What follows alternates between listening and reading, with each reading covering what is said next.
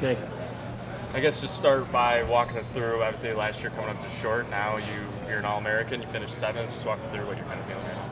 You know, I was always told you got to finish your last match and win. So I made it a point to do that today.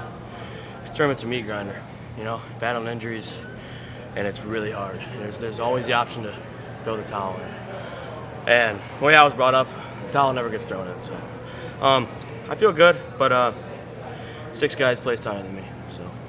Casey, your coach has talked more about your personal development more than your mat development. Could you talk about that? How much you've grown, just your maturity in a sense? Yeah, I mean, I'm a true sophomore. I'm 20. I just turned 20 in the fall. You know, I'm young. I haven't redshirted like these guys. I think the guy that I beat in the Bloods is graduated in 2017 or something.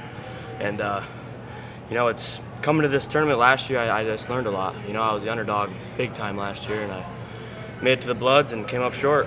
And I learned a lot throughout the season. I battled another injury, and I figured it out. You know, we have the best staff at Iowa State, and my coaches.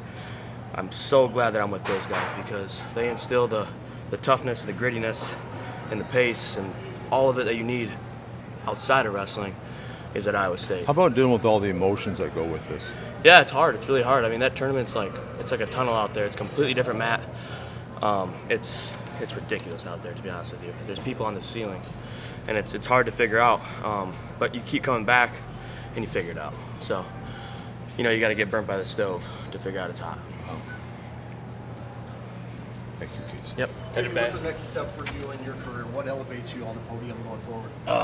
You know, trusting myself, believing myself. I think I wrestled the Lovett kid, and I blew his legs up. And I got to learn how to wrestle college matches still. You know, I could have hand fought him for 6 minutes and took one clean one and finished it in one because he doesn't shoot. The guy didn't, you know, he shot once, I re-attacked him. So, and I got to learn how to scramble a little better, obviously, too.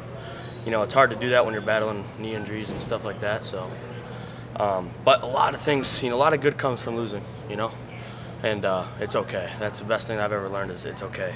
And when you lose, you know, like I said, you can take the easy door or you can put your head down and figure it out, so.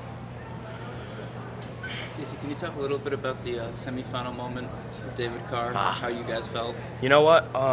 We were doing our last push of training, and I'm a big runner. You know, I win a lot of the runs, and David's usually right next to me close, and out of nowhere, this dude's on my bumper. This past, like, towards the end of the season, I told him, I said, I'm Keegan O'Toole, you better chase me down, you better go get it. And he beat me every freaking time. He beat me right at the end almost every time.